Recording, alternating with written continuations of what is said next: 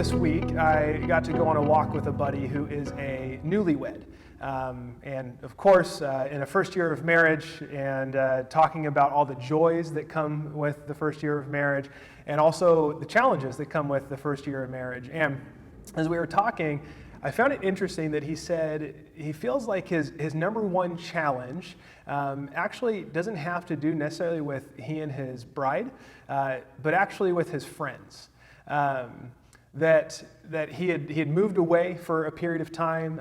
He is now back in Fresno with all of his old relationships, and so much of the expectations of who he was are still placed on him now, even though that his priorities have shifted.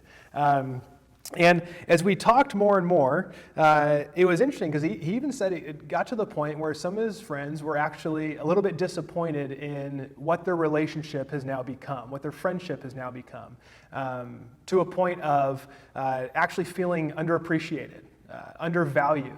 And really not liking the new way in which they're, because now they're getting the married friend. Before they had, the non-married friend, and those are completely different. It's priority shift. And some of his friends expressed that they really weren't too happy with him and the way the relationship has gone. And I think for all of us, there's a lot of ways that this can play out. For you, maybe it's that you've moved to a new city.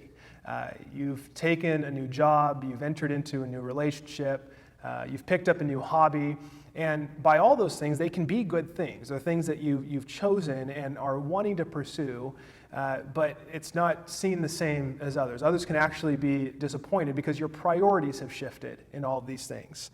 And what can happen is that as those priorities shift, others don't see them the same way, and they can be disappointed in you. They can feel like their expectations of you are not being met.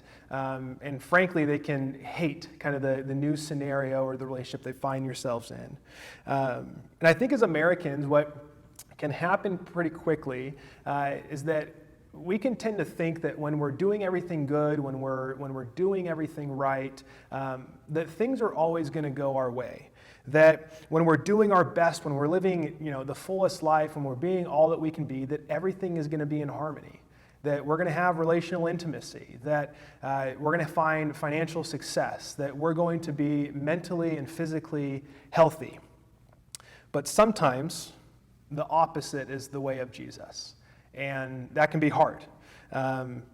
We could actually be pursuing all that is good, all that is right, all that is beautiful, and we still face challenges. We still face lack in a lot of areas in our life. We're growing in our love for God and finding more meaning. Our purpose and service to others is growing, but those closest to us don't always appreciate it. And again, they can even hate it. So today we're going to continue our series, Open Secrets, where we're exploring the open and public neglected teachings of Jesus. And today's a little bit of a doozy. This one doesn't get much airplay, as we'll find out here in a second, probably why. But we're also, because Kim mentioned in the beginning, we're going to do this a little bit differently. I'm going to read the passage, I'm going to share a little bit, and then what we're going to do is break into our discussion groups in the middle of the sermon. So we're going to go into discussion groups for about 8 to 10 minutes. They're going to be pretty large groups, and I'll explain a little bit more, but don't feel like you have to talk. Don't feel like you have to have your camera on. Just be present. We would encourage you to turn your camera on. We would encourage you to chat. But again, we want to try and drive as much connection as possible. And then after that group, with your discussion leaders, we'll come back, and then I'll work through the rest of the message. But just wanted to give you a little bit of a heads up on that. Now, as we enter into this, I want you to know that, as a pastor, as I prayed all week, as I read all week, as I actually had a good amount of conversations around this passage, I'll be honest, I don't know if I fully arrived on what to do with what we're about to read, and what that looks like in my life, and how these things have played out, and ultimately how I'm continuing to step into this. So if you like, you can turn to Luke chapter 14, one of the accounts of Jesus, and we're going to pick up in verse 25. Large crowds were traveling with Jesus, and turning to them, he said, "If anyone comes to me and does not hate father and mother, wife and children, brothers and sisters, yes, even their own life, such a person cannot be my disciple. Yikes. And whoever does not carry their cross and follow me cannot be my disciple. Suppose one of you wants to build a tower. Won't you first sit down and estimate the cost to see if you have enough money to complete it? For if you lay the foundation and are not able to finish it, everyone who sees it will ridicule you, saying, this person began to build and wasn't able to finish it. Or suppose a king is about to go to war against another king. Won't he first sit down and consider whether he is able with 10,000 men to oppose the one coming against him with 20,000? If he is not able, he will send a delegation while the other is still a long way off and will ask for the terms of peace. In the same way, those of you who do not give up everything you have cannot be my disciples. Salt is good, but if it loses its saltiness, how can it be made salty again? It is fit neither for the soil nor for the manure pile. It is thrown out. Whoever has ears to hear, let them hear.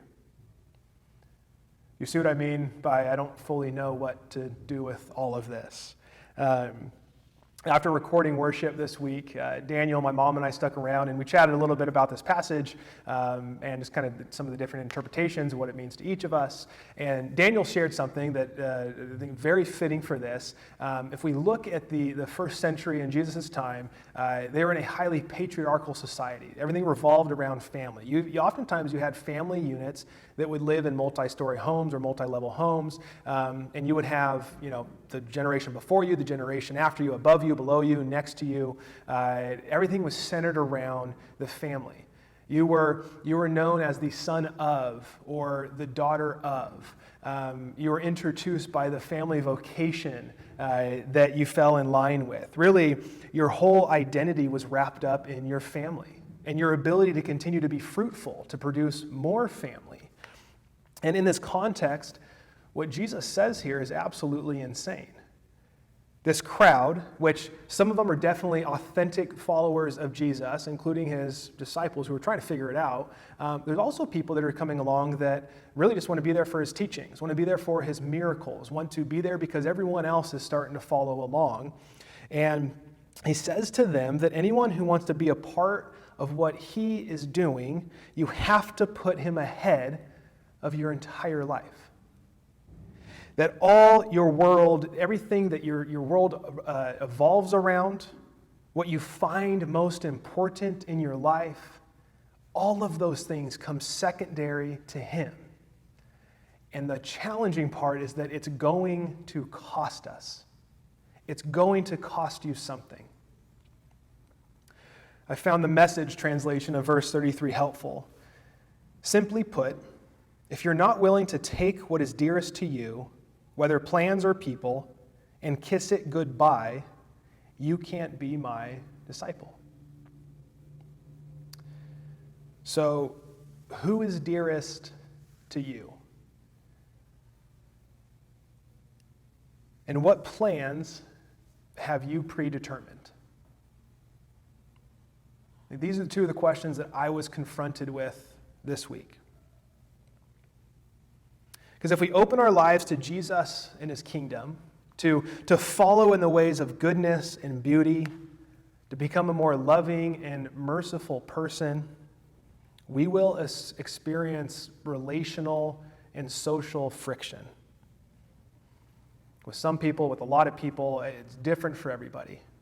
But I think it's especially with those who are probably most similar to us in family or cultural backgrounds. Now, you can't be completely open to God. We cannot be completely open to our Creator and expect or demand that all of our family, all of our friends, all of those closest to us, all of those like us are going to always be happy for us or moving in the same direction as us. They're not always going to be happy with you. And I think for us, and especially as we want to try and please and we want to keep relational accordance with everyone, we'll go insane trying to please both sides. Trying to both pursue Jesus above all things while also pursuing our life above all things, while trying to make everyone happy above all things. We can't do both. So in what ways is pleasing your kids or your spouse limiting your connection with God? I think about moms of young kids in these scenarios and the cultural pressures to do everything possible to make your kids happy, to give them opportunities for success. And this leaks into parents, I think, having to go above and beyond, that if you don't do everything you possibly can, somehow you are neglecting your children. That they become first in all ways of your life. And I'm not saying to care deeply and to do a lot for your kids is bad by any means. But at what points is pleasing your kids or your spouse actually coming above your relationship with Jesus? How are your cultural traditions of marriage, of family, of career actually inhibiting your ability to continue moving forward in your life with God? I think about the cultural pressures of being married. We have such a high view that marriage is everything. And how many parents put pressures on their children to hurry up and get married. When are you going to have kids? Time is running out. Well, at what point does that cultural pressure get put above your life with God? Maybe it's your generation's worldview. Is your generation's worldview actually keeping you from seeing the fullness of what God's kingdom wants to do here and now in this time? Maybe it's your political affiliation. That your political affiliation has actually become higher than your affiliation to Jesus as Lord, to Jesus as our King. Because see, if we open ourselves up to all of this, as we choose Jesus as the ultimate priority in our life, we're not going to fit in all of the cultural categories the same. Even just taking political right now, in the polarization we find ourselves in. The opposition between being a conservative to being a progressive, whatever that looks like. As God enters into the conversations around what we align with politically, a conservative who has maybe a very high view on moral and personal choice, I think actually starts to see social injustices on the horizon differently. And vice versa, as a progressive who really mostly sees things through the lens of social justice. In a lot of ways, Jesus starts to confront the interior of high morality and personal choice in ways. See, as Jesus and his kingdom, as we become open to that primarily, it's going to confront the things that we've aligned with as important in our lives, the things that we love most, the things that are good in our life.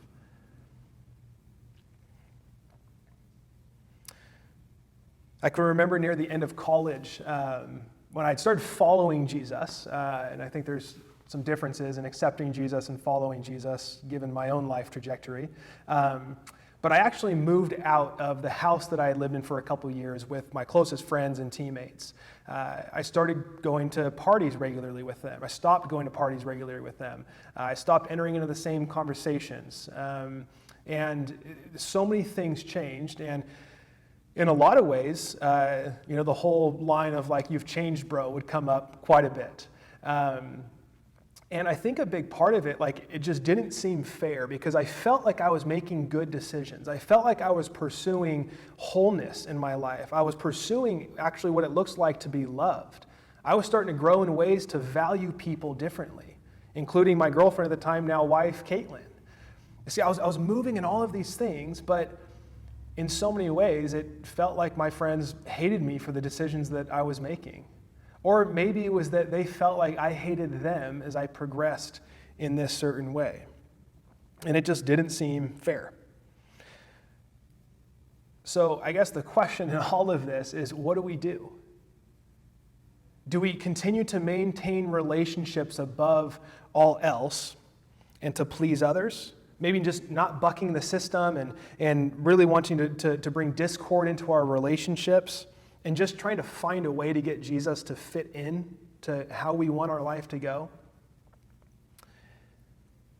Therapists talk about upsides and downsides to people moving from being dysfunctional to becoming functional.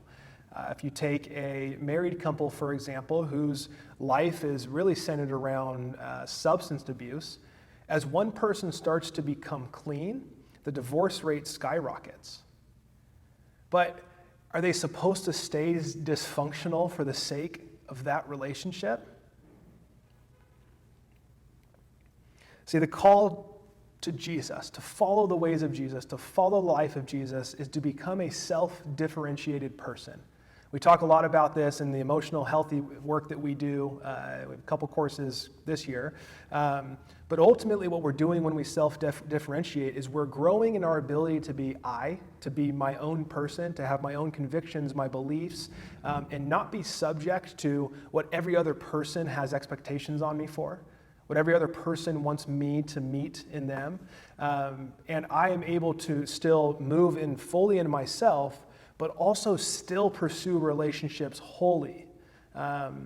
And that's, I think, a lot of this, is that if we aren't able to self-differentiate, now I'm subject to what my family has done and passed down to me. Now I'm subject to every desire and need that my spouse may have of me to meet. I'm subject to my kids. Everything, I'm subject to the way that cultural says I need to operate. And we'll continue to move by the wind. And I think this will drive us insane, because there's no way that we can keep up with this demand of trying to please everyone while also trying to follow Jesus wholeheartedly. And this isn't just better for you. This isn't just better for me. I believe this is better for everybody. That as I become a more healthy person, as I continue to follow in the ways of Jesus, to pursue him more wholly in beauty and goodness, it's actually going to benefit other people. Now, that doesn't mean the relationships and everything are going to go great. I think we're still going to see friction in a lot of ways. See, Jesus is saying, put me first. But have you counted the cost of the social and relational friction that will come with the people and in the areas of your life which you care deeply about? As the builder sits down to make sure he has enough money to finish the job, have you considered all that it will cost you socially to follow Jesus? So here's a possible litmus test for us, and then we're going to go into groups. If we are open to what Jesus is calling us to here, I believe we would see some change in who we've become. If we're not open, if we're not willing to actually pay the cost that he's talking about, we probably haven't grown much in things that are good, things that are for others in comparison to others that are most naturally like us. So if you were to think back over the last 5 to 10 years, do you look just like everyone else who has the same level of education as you?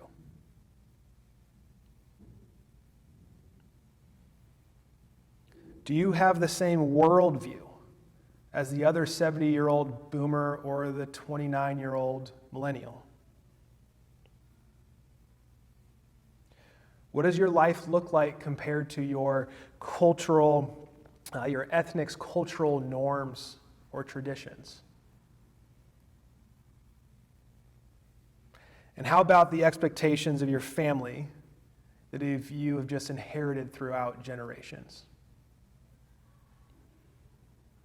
And I think this week an encouragement might be to actually spend some time in prayer with this, to actually list out and write down the ways in which you find yourself demographically.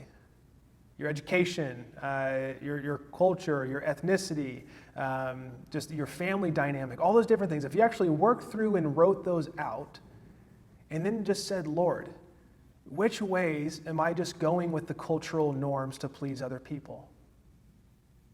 In which ways are you calling me to actually push against the ways in which I most find myself naturally? The ways in which I'm just kind of riding with the background that I've been given? And what will it cost me? All right. Well, welcome back, everyone. I'm curious to see or hear how groups went just in this format. Thank you. Thanks for staying in and taking a risk and seeing what that was like. I know we'll definitely get feedback and see how this was in regard to connection and just helping process everything. But thank you. And I would assume, just by any of this conversation, simply just reading this passage and then trying to dialogue about it, none of this is easy. I love that Jesus says to take up your cross and follow me. This is a journey. This is not a place at which we just arrive. But I do want to say that Jesus sees the cost. Jesus knows the cost. And I think that ultimately that he believes that if we go the way of God above all else, that it's going to be good. It's going to be good for us. It's going to be good for others. And I know sometimes it doesn't feel that way.